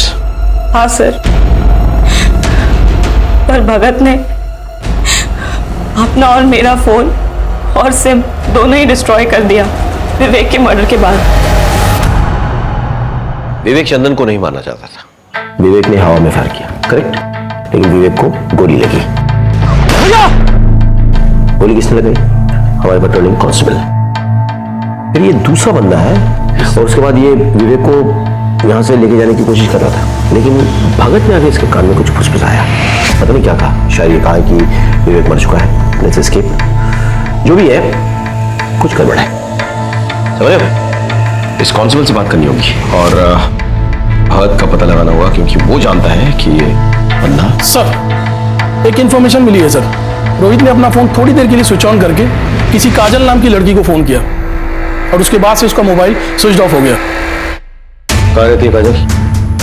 रोहित तो सोशल मीडिया स्टार है। Hey, hi fam, this is your Rohit and today we are going to perform bench press. ये भाई कम ऑन। आइडल है वो मेरा। हम लोग साथ में वीडियो भी बनाने वाले थे। हम एक वीडियो साथ में बनाएंगे। उसका कॉल आया था मुझे, कह रहा था कि गलती से किसी रसूख वाले का वीडियो बना लिया उसने और वो लोग उसके पीछे पड़े हैं, तो एक रात के लिए छुपने की जगह चाहिए थी उसे, तो मैंने उसे अपने अंकल की दुकान पर छुपा दिया।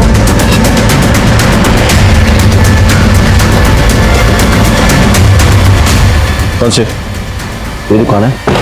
शटर खोलो।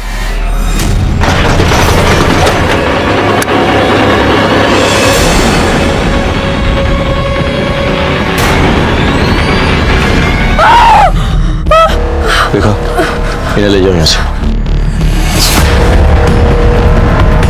बहुत बेरहमी से मारा है। केस तो उलझ गया अभिषेक। बॉडी पोस्टमार्टम के लिए भेजो और सारे एविडेंसेस कलेक्ट करो। सोशल मीडिया स्टार रोहित की हत्या से चारों तरफ सनसनी फैल गई। डरे सहमे शहर में मानो आतंक फैल गया। सड़क पर हुए हत्याकांड की तहकीकात चल ही रही थी कि उसी केस से जुड़ी रोहित की हत्या ने इस पेचीदा केस को और भी उलझा दिया। किसी की जान लेने के लिए एक गोली भी काफी होती है, लेकिन जब गोलियों की बौछार करके किसी की हत्या की जाए तो इसका मतलब होता है कि मारने वाला या तो कुछ साबित करना चाहता है या फिर वो अपनी गहरी नफरत का इजहार कर रहा है। इस केस में वाकई हुआ क्या था, आइए देखते हैं। सर, सेक्टर 2 शूटआउट में भगत शामिल था। रागिनी को बंधक भी भगत नहीं बनाया था। सर, मुझे तो लगता है रोहित का मर्डर भी भगत नहीं किया होगा। भगत क्यों रोहित को मारना चाहेगा? सर, भगत रोहित की बाइक लेके गया था। मेरी बाइक ले जाओ ना, हेलमेट भी है उस पे। ये लो चाबी। तो हो सकता है रोहित के पास भगत के बारे में कुछ ज्यादा ही जानकारी थी, जो आगे चल के भगत के लिए खतरनाक साबित हो सकता था। भगत वैसे भी हमसे भाग ही रहा था, हमारे रडार पे था वो। हम कैसे भी करके अगर रोहित तक पहुंच जाते तो शायद रोहित भगत के बारे में सारी जानकारी हमें दे देता और भगत का गेम ओवर हो जाता। अच्छा, ये सेक्टर 2 शूटआउट में जो कांस्टेबल इन्वॉल्व था वो कब आ रहा मिलने? सर, वो कल सुबह पुलिस स्टेशन आ रहा है। सर, चंदन ठाकुर ने मुझे 2 लाख रुपए देने का वादा किया कि जब विवेक उसे किडनैप करने आएगा तो मैं उसे मार दूं। और सर, जब वो विवेक उसे किडनैप करने आया, उसने पहले हवा में फायर किया और मैंने मौका पाते ही विवेक पे गोलियां दाग दी और ऑन द स्पॉट मर गया। मगर ये मदन गड़बड़ कर गया। इसने डर के मारे चंदन पे गोलियां चला दी सर, और वो भी वहीं मर गया। जो मेरे पैसे तो नहीं मिले सर, अब मेरी नौकरी भी जाएगी सर। प्लीज सर, गलती होगी सर। क्या इस प्लान में विवेक की पत्नी शामिल थी? और इसका लीजिए sir, please sir, forgive me sir. Ragini ji, जब भगत आपको यहाँ से ले गया और बंधक बना के रखा, तब उसकी बातों या चाल से आपको कुछ अंदाजा हुआ कि वो कहाँ जाने वाला था, किससे मिलने वाला था, क्या करने वाला था?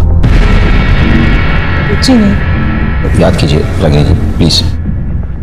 जाने से पहले आखिरी बार उसने आपसे क्या कहा था? यही कि मैं 2 पैक मार कर आता हूं, फिर तुझसे प्यार करता हूं जी भर के।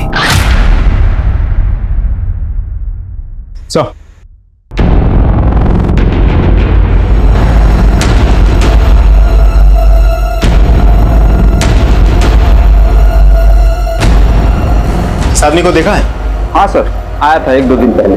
सर, जब लास्ट टाइम आया था तो पैक मारा और फिर यहाँ से चला गया। फिर वापस सर आया तो बोला कि मोबाइल मेरा खो गया, अर्जेंट कॉल करने। फिर मेरे ही सर मोबाइल से कॉल किया और एक गाड़ी आई, फिर उसमें बैठ कर चला गया। कौन सा नंबर पे फोन किया था? और एक्चुअली क्या है कि नंबर तो बहुत आते रहते हैं, नंबर याद नहीं है। ध्यान से देखिए, क्या पता नंबर मिल जाए। तो सॉरी, डिलीट हो गया सर। कोई बात नहीं, मुझे आपका नंबर मिल सकता है? Sure sir. Hello, sub inspector Abhishek Tripathi बोल रहा हूँ। मैं आपको एक नंबर भेज रहा हूँ, उस नंबर के पिछले 1 हफ्ते की कॉल डिटेल्स चाहिए मुझे। सर, बार मैनेजर की कॉल रिकॉर्ड्स आ गई है। भगत ने उसके नंबर से जिस नंबर पर कॉल किया था, वो नंबर किसी मनोज शास्त्री के नाम पर रजिस्टर्ड है। मनोज शास्त्री? सर, ये नंबर आपका है? जी सर, ये नंबर मेरे नाम पे है, पर मेरे पास नहीं है। तो फिर किसके पास है? दरअसल वो नंबर मैंने अपने बड़े भाई को दिया है। बड़े भाई? कौन बड़े भाई?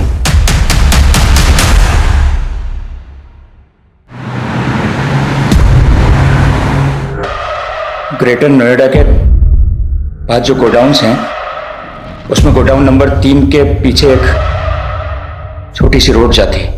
वहां आगे जाके लेफ्ट में एक छोटा सा मकान है, भगत आपको वहीं मिलेगा। और वो तीसरा आदमी मदन? उसे भी मैंने वहीं भेजा है, भगत के पास।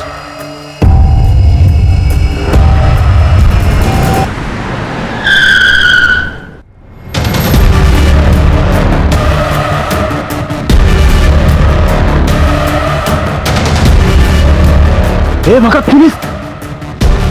सर, वो रहे। विभाग!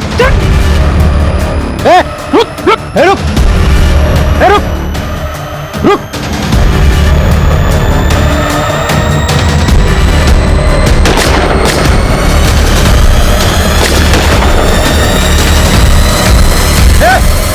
रुक जा!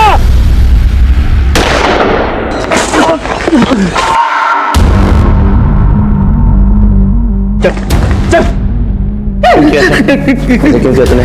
बोल बोल, क्यों किया तूने ऐसा? बता दो साहब, ठाकुर ने मुझे अपनी तरफ मिला लिया था। विवेक भैया की गर्लफ्रेंड नंदिता मैडम को भी मैंने इस प्लान में शामिल कर लिया था। उनके कहने पर ही विवेक भैया गोवा से नोएडा अपनी पत्नी से मिलने आए और हमने ठाकुर को किडनैप करने का प्लान बनाया। ठाकुर को किडनैप करके माफी मंगवाना हमारा मकसद नहीं था साहब। हम तो चाहते थे कि इस गहमा गहमी में विवेक भैया फंस जाएं। लेकिन मदन ने ठाकुर को मार दिया। हमारा प्लान फेल हो गया साहब। कहाँ मिलेंगी नंदिता? नंदिता कहाँ मिलेगी? गोवा में आराम बोली बीच के पास। गोवा पुलिस से कांटेक्ट करो, नंदिता को अरेस्ट करने का इंतजाम करो। सब अब बताओ, रोहित को क्यों मारा? नहीं साहब, मैंने रोहित को नहीं मारा। मैं रोहित को क्यों मारूंगा साहब? अभी भी छिपा रहा है? हाँ, और पिटेगा? बोल, रोहित को क्यों मारा, कैसे मारा, किसकी मदद से मारा? बोल। साहब आपको सब कुछ तो बता दिया। अगर मैं रोहित को मारता तो वो भी बता देता ना साहब। भगवान का मैंने रोहित को नहीं मारा साहब। क्या इस प्लान में विवेक की पत्नी शामिल थी? नहीं सर, वो तो सीधी सादी औरत है।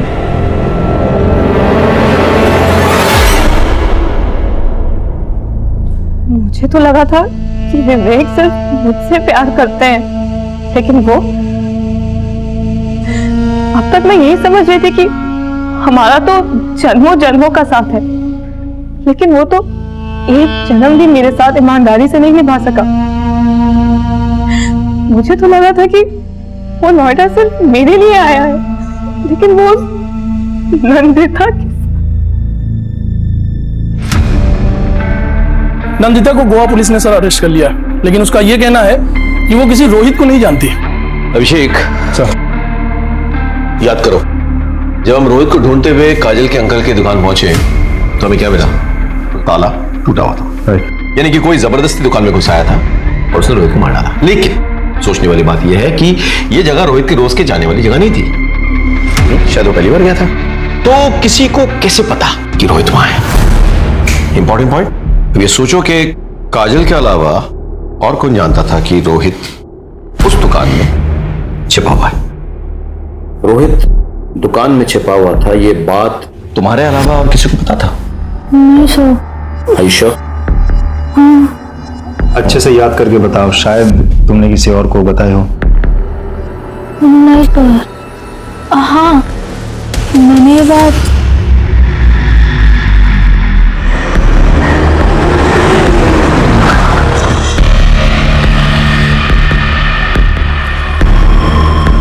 धीरज, तुमसे कुछ पूछताछ करनी है हमें। काजल,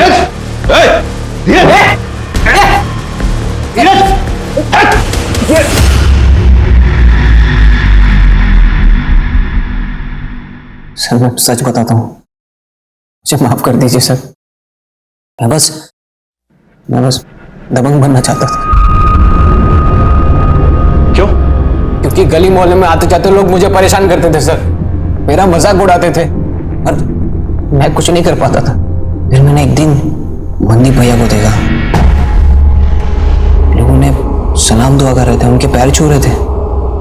मैंने सोचा मुझे भी ऐसी इज्जत चाहिए, इसलिए मैंने उनसे दोस्ती कर ली। अपनी काबिलियत और मर्दानगी साबित करने के लिए उन्होंने मुझे रोहित को मारने का काम दिया। इसे जानता है? नहीं भैया। इसे मारना है, इसे ढूंढ और जैसे ही दिखे मुझे खबर कर। इत्तेफाक से रोहित को मेरी गर्लफ्रेंड काजल ने उसके अंकल की दुकान पर छुपा कर रखा था। धीरज, पता है आज क्या हुआ? क्या हुआ? वो सोशल मीडिया स्टार है ना रोहित, तुम्हारा दोस्त, उसका कॉल आया था मुझसे हेल्प मांग रहा था। उसे ना एक रात के लिए छिपने की जगह चाहिए थी, मैंने उसे छिपा दिया अपने अंकल की दुकान पे। मैं गया वहां पे, मैंने दुकान का ताला तोड़ दिया। धीरज तू? सर मुझे माफ कर दीजिए सर, सर मुझे माफ कर दीजिए। बताता हूँ साहब, वो रोहित एक नंबर का चीटर था साहब। उसने मुझसे 30 लाख रुपए लिए थे साहब, और अपने किसी दोस्त के नाम पर प्रॉपर्टी में इन्वेस्ट किया।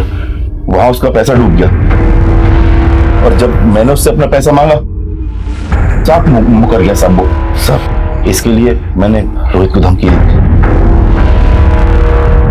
तो रोहित ने सरताज भाई और विवेक से प्रोटेक्शन लिया, लेकिन मैं घात लगाए बैठा हुआ था। शूट आउट में विवेक की मौत हुई, फिर उसे बचाने वाला कोई नहीं था साहब। और धीरज भी काफी दिनों से मेरे पीछे पड़ा हुआ था कि मुझे दबंग बनना है। मैंने सोचा कि जब पराई लाठी से सांप मरता है तो अपनी लाठी का इस्तेमाल करने की क्या जरूरत। अब मैंने धीरज को बोल दिया कि तू मार दे रोहित को। तुझे तो मैं ऐसी सजा दिलवाऊंगा, कोई भी कमीना कभी भी मासूमों को अपराध की राह पर डालने से पहले 10 बार सोचेगा।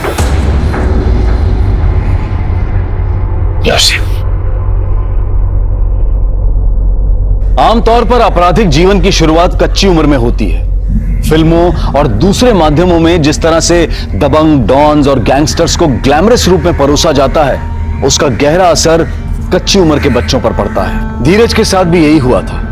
काश उसकी मां अपने लाडले की चाल ढाल में आए बदलाव को समझकर उसे रोक पाती, तो आज धीरज गुनहगार नहीं बनता। वहीं दूसरी तरफ सोशल मीडिया स्टार रोहित ने पहले तो पेशेवर अपराधियों से 30 लाख रुपए लिए, और जब उसे लौटाने का मौका आया तो उसने एक दूसरे बड़े डॉन से लेनदारों के खिलाफ प्रोटेक्शन ले लिया, बिना ये सोचे समझे कि ये गैंगस्टर्स और ये सो कॉल्ड डॉन्स जब खुद अपने आप को हमेशा के लिए कानून से नहीं बचा कर रख सकते हैं तो किसी और की सुरक्षा क्या करेंगे। और अंत में वही हुआ। रोहित, धीरज और मनदीप के गुंडों की गोलियों का निशाना बना। अपने घरों में अपने बच्चों की संगत पर नजर रखें, उनके चाल चलन में आ रहे बदलाव को अनदेखा ना करें, और अपने घर में, अपने समाज में ऐसा वातावरण बनाएं कि इनकी अगली पीढ़ी के आदर्श वाकई में आदर्श व्यक्ति हो। अब मैं अनूप सोनी आपसे विदा लेता हूं। फिर मुलाकात होगी क्राइम पेट्रोल सतर्क के ब्लैक हेडलाइंस अध्याय में एक और नए केस के साथ। और याद रखें, क्राइम और आपके बीच में सिर्फ इतना फर्क है कि आप कितने सतर्क हैं। सतर्क रहें, सुरक्षित रहें। जय हिंद। इस तरह के और भी एपिसोड देखने के लिए हमारे चैनल को सब्सक्राइब करें और बेल आइकन दबाना ना भूलें।